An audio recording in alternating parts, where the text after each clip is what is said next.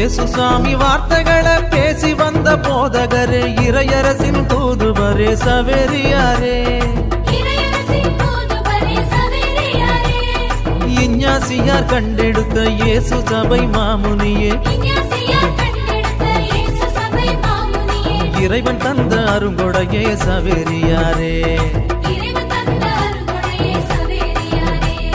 வாழியவே வாழியவே சவேரியாரே, எங்க விசுவாச நாயகனே சவேரியாரே.